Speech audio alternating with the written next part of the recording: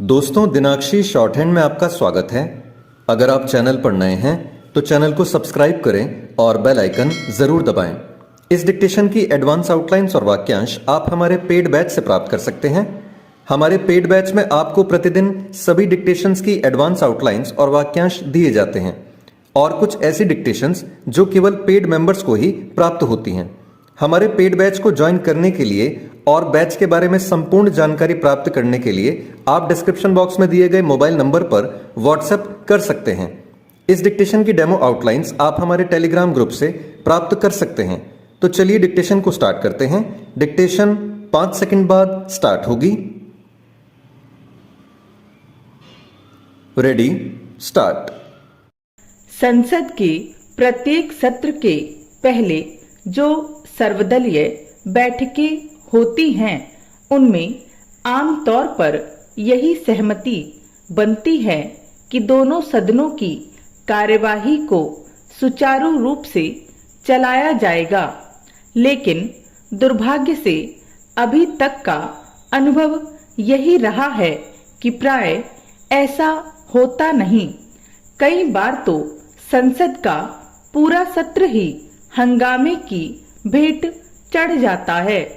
इसे कोई विस्मृत नहीं कर सकता और राजनीतिक दल तो बिल्कुल भी नहीं कि बजट सत्र किस तरह नारेबाजी की राजनीति का अखाड़ा बन गया था।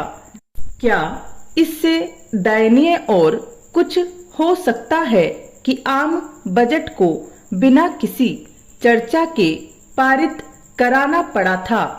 इसके पहले के सत्र भी विधायी कामकाज की दृष्टि से कोई बहुत अधिक संतोषजनक नहीं रहे थे। इसे देखते हुए यही आशा की जाती है कि मानसून सत्र के लिए आयोजित सर्वदलीय बैठक में सभी विषयों पर सार्थक चर्चा करने के अपने आश्वासन को लेकर पक्ष विपक्ष दोनों गंभीरता का परिचय देंगे। विपक्ष ने स्पष्ट किया है कि वह मणिपुर के हालात, महंगाई की स्थिति, बालेश्वर रेल हादसे समेत अन्य अनेक विषयों पर चर्चा करना चाहेगा। सत्ता पक्ष का कहना है कि उसे इन विषयों पर चर्चा करने में हर्ज नहीं, लेकिन क्या इसके प्रति आश्वस्त हुआ जा सकता है कि पक्ष विपक्ष विभिन्न मुद्दों पर सार्थक चर्चा करने के लिए सच में प्रतिबद्ध रहेंगे? इस प्रश्न का सकारात्मक उत्तर सामने आना चाहिए, क्योंकि सरकार इस सत्र में कम से कम 31 विधेयक लाने की तैयारी में है। मानसून सत्र में कुल 17 बैठकें होनी हैं। इतने कम समय में 31 विधेयकों पर व्यापक चर्चा होना और उन्हें पारित कराना आसान नहीं, लेकिन यदि सत्ता पक्ष और विपक्ष दोनों अपने संसदीय दायित्वों के प्रति सजग हों तो ऐसा हो सकता है।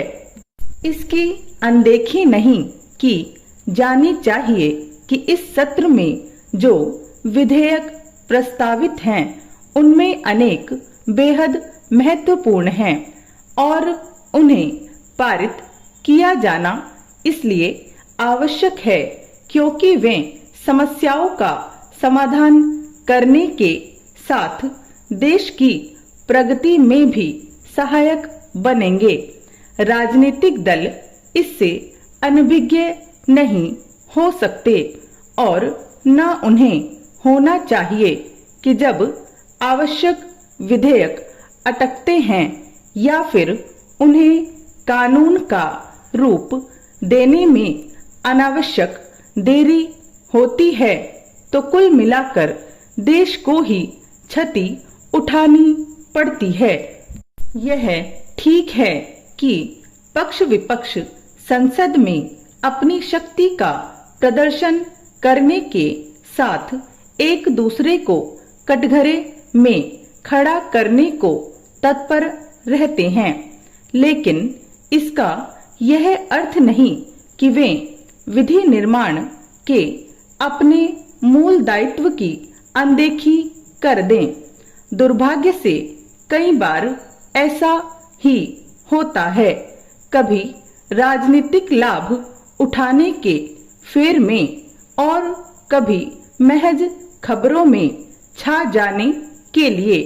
जब संसद में विधायी कामकाज के बजाय आरोप प्रत्यारोप की राजनीति होती है तो केवल संसद और लोकतंत्र की गरिमा ही नहीं गिरती, बल्कि देश की जनता में निराशा भी घर करती है।